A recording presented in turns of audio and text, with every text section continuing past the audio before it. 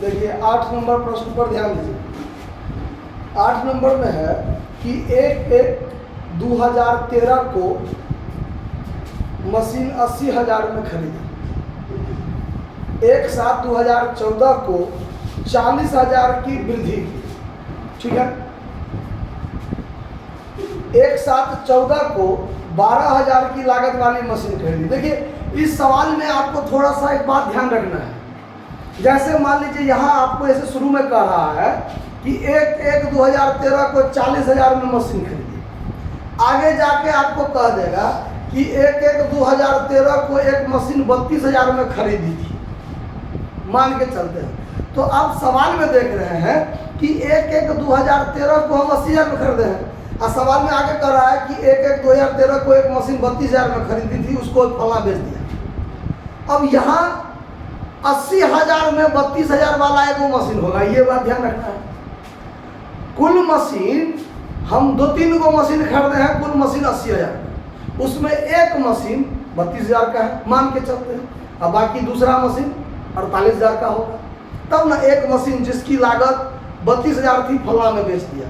तो लेकिन हम तो खरीदे हैं 80,000 में, लेकिन उसमें एक मशीन 32,000 वाला होगा, दूसरा मशीन 48,000 वाला होगा, ये बात ध्यान रखना है। वैसे ही 1/7/2014 को हम 40,000 की मशीन वृद्धि किए हैं, खरीदे हैं, तब में वृद्धि हुआ है। अब फिर कह रहा है कि 1/7/2014 को हम 12,000 में एक मशीन खरीदे थे, उसको बेच दिया। तो भाई जहाँ सवाल तो दिखा रहा है कि हम 40,000 खरीदे हैं, आगे कह रहा है कि 12,000 का खरीदे हैं उसी डेट में। इसका मतलब 40,000 में एक मशीन ऐसा होगा जिसका दाम 12,000 होगा, उसको आगे बेचे हैं। समझ में आया बात? तो अगर इस टाइप का लफड़ा है तो जितना जितना दाम कहा हुआ है उतना उतना हम अलगे अलगे फरिया कर चलेंगे। तो पहले पूरा सवाल को गौर से समझ लेंगे, फिर सवाल सॉल्व करेंगे। ठीक है।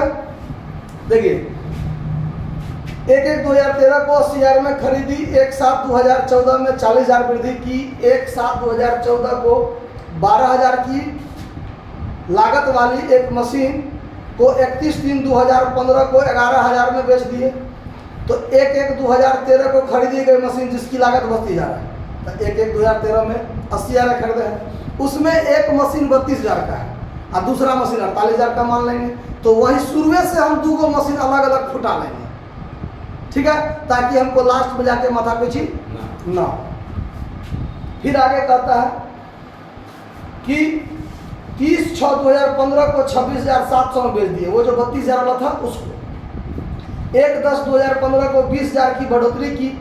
क्रमागत ह्रास विधि से 10% ह्रास लगाता है। 13 से लेकर 15 तक 3 वर्षों का मशीन खाता बनाइए, 31 दिसंबर को बंद होता है। तो देखिए इसको इजी वे में कैसे बनाएंगे। मशीन अकाउंट बनाना है, फॉर्मेट खींच लिया जाए सबसे पहले।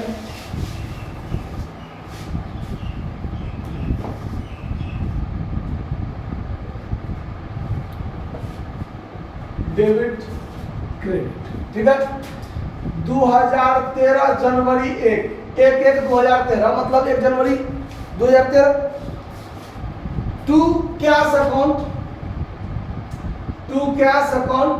यहाँ पर हम एक मशीन 32,000 बना लेते हैं और मशीन 2 48,000 का कर लेते हैं। तो दोनों मशीन मिलाकर हम 80,000 में तो खरीद लिए, कुल 80,000 का खरीदे, जिसमें एक मशीन जिसकी लागत 32,000 थी फलना तारीख को बेच दिए कभी आगे जाके। तो उस समय में जाके जो परेशानी होगा हमको, हम शुरू से अपना काम करते अलग अलग फरिया कर चलेंगे। क्यों? तो जिस तारीख को हम मशीन बेचेंगे उस तारीख को हमको यह देखना पड़ेगा कि इस मशीन का दाम कितना बचा है और हम कितना में बेचे हैं। तो फिर हमको बाद में अलग से वर्किंग नोट करना पड़ जाएगा कि उसका वैल्यू आज तक कितना बचा है, क्योंकि अगर हम ज्वाइंट रूप से काम करते चलेंगे तो। इसीलिए हम क्या किया कि शुरू से ही हम दोनों मशीन को 32,000 वाला भाई साहब अलग हो जाओ, 48,000 वाला अलग हो जाओ। तुमको जब बेचेंगे तो तुम्हारा दाम मेरे पास पता रहेगा कि तुम दाम आज के रेट में क्या है। क्लियर बात? अलग अलग कर दी। चलिए 1/7/14 को 40,000 में खरीदे हैं, तो 2013 वर्ष में कोई लफड़ा नहीं ना है। चलिए 2013 को पहले क्लोज कर दीजिए। 2013 दिसंबर 31 डिप्रिसिएशन अकाउंट, मशीन 1 मशीन 2 इस 32,000 वाले मशीन को आगे बेचना है, ठीक है, ये बात दिमाग में रखेंगे। तो 32,000 का 10% 3200, 48,000 का 10% 4800, दोनों मिलाकर 8,000। और अब जो हमारा बाय बैलेंस CD बचेगा, M1 का CD 32,000 में से 3200 जाएगा तो 28,800 शायद बचेगा ना। इसमें से घटाएंगे M2 का तो 43,200, मतलब 60 71 72, शायद जोड़ घटाओ ठीक है होगा, देख लीजिए तो आप लोग भी एक बार। 80,000, यहाँ भी 80,000, जोड़ घटाओ ठीक है, मिला लीजिए। 32,000 में से 3200 घटाइए इतना, 48,000 में से 4800 घटाइए, हो जाता है ना। चलिए अब 2014 में जनवरी 1 में आइए तो टू बैलेंस BD कर लेंगे। मशीन 1 28,800 और मशीन 2 43,200, मिलाकर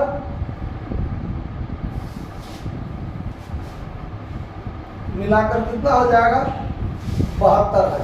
क्लियर।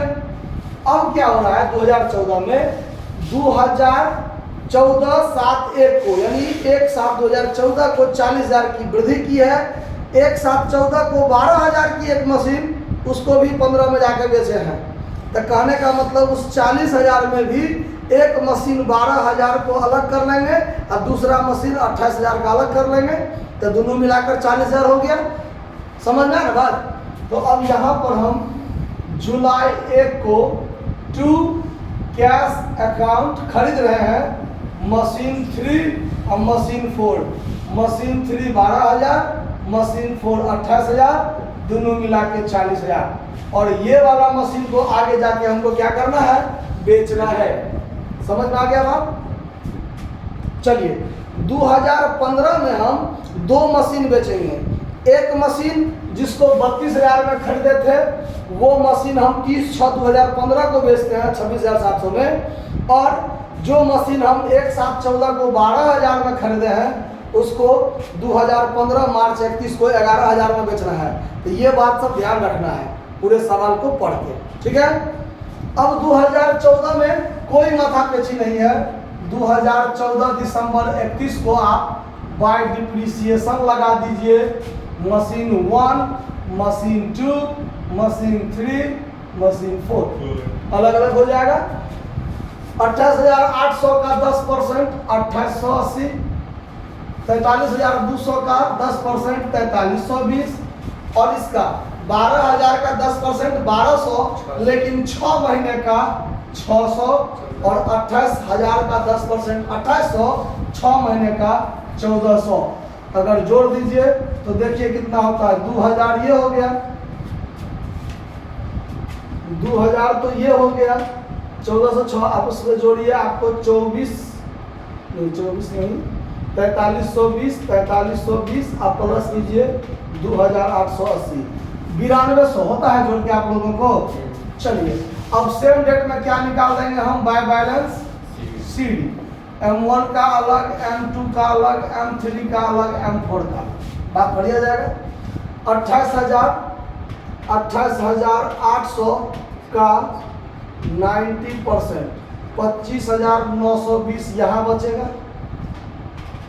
43,200 का 90%, 38,880 यहाँ बचेगा।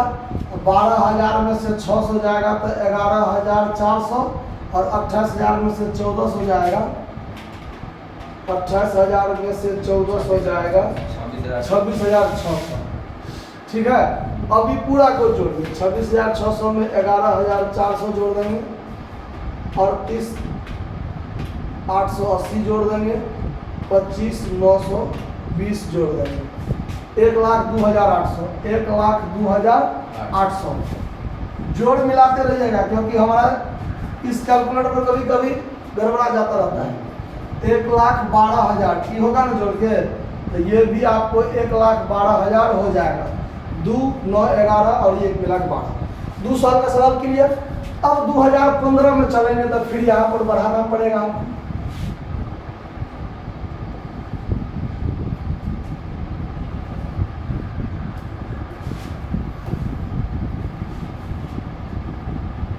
देखिए तो 2015 जनवरी 1 को टू बैलेंस बीडी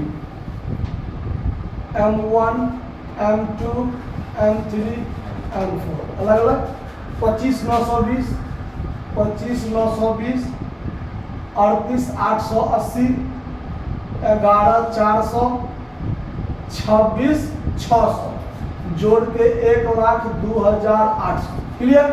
2015 में हम 2 मशीन बेचे हैं, ध्यान रखना है। एक मशीन 31 मार्च को बेच रहा है, देखिए 2015 मार्च 31 को, ये है ना, मार्च 31 को बेच रहे हैं। तो पहले 3 महीना तो हमारे पास रहा ना। अब मार्च 31 को कौन सा मशीन बेच रहे हैं? 12,000 वाला मशीन 11,000 में, यानी मशीन 3 बेच रहे हैं। मतलब मशीन 3 पर हम पहले बाय डिप्रिसिएशन अकाउंट लगाएंगे मशीन 3 पर 3 मंथ के लिए। कितने मंथ के लिए? 3 मंथ के लिए।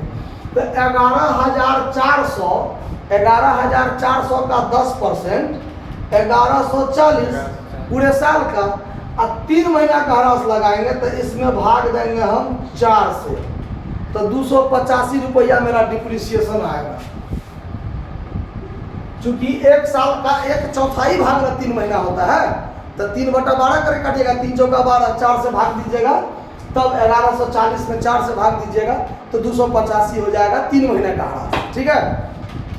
अब 3 महीने का हरास जब कट गया, 11,400 में से 285 रुपया मेरा कट गया। अब संपत्ति का दाम बचा 11,115 और उसको हम बेच रहे हैं bye cash account M3 cell कर रहे हैं। कितना में? 11,000 में।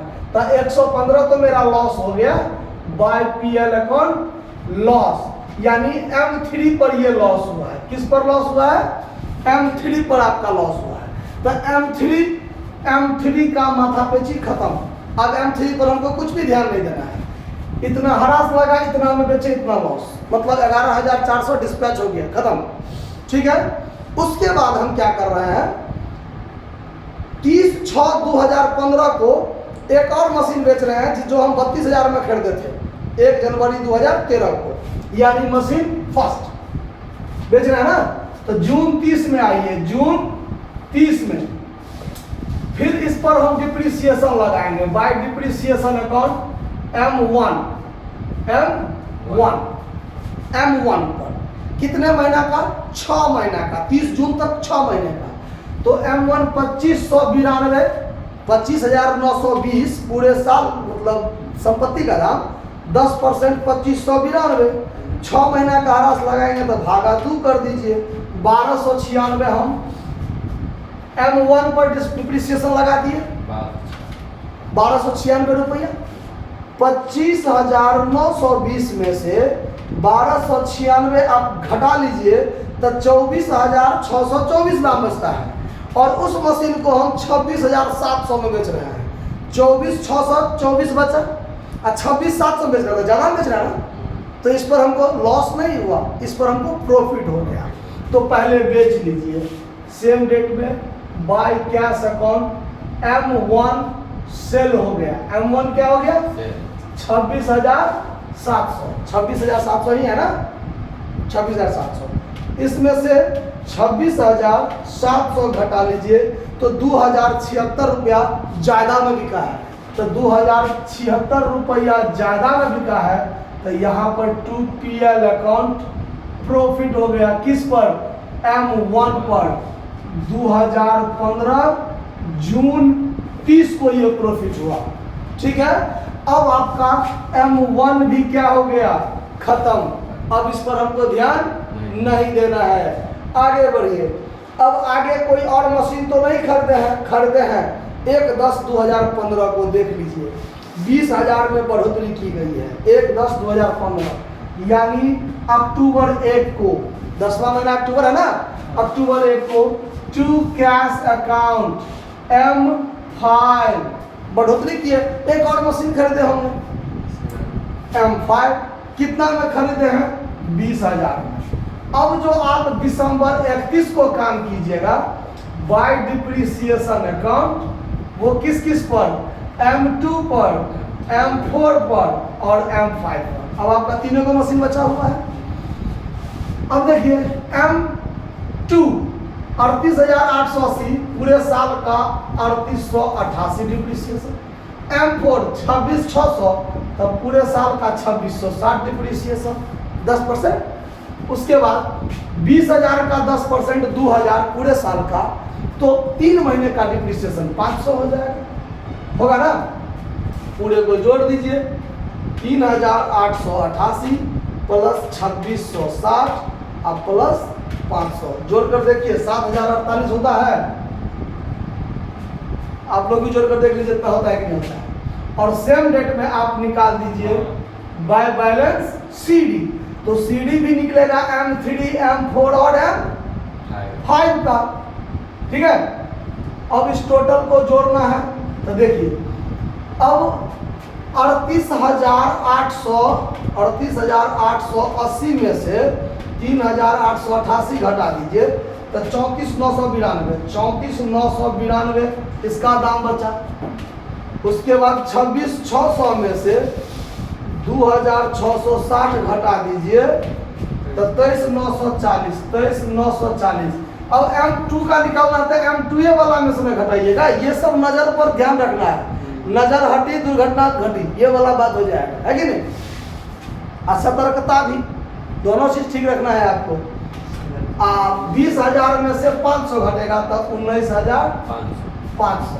अब इस जोड़ दीजिए टोटल को, 34,992 प्लस 23,940 और प्लस 19,500, 78,432। 78,432 आपका अंतिम शेष होगा संपत्ति का। देखिए तो है 78,432 हो गया। अब इस पूरा को आपको जोड़ना है, इसको जोड़िएगा तो 1,22,800, इस दोनों को जोड़ के हो गया।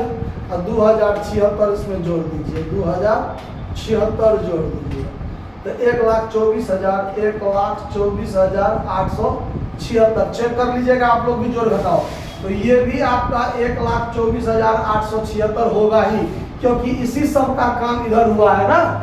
समझ में आया बात? तो हिसाब ठीक ही होगा, कोई दिक्कत नहीं है। वैसे जोड़ घटाव में भी मिस्टेक हो सकता है, बाकी सब कुछ ठीक है। ठीक है, जोड़ना भी ठीक ही होगा, कोई दिक्कत नहीं है, नोट कर लीजिए।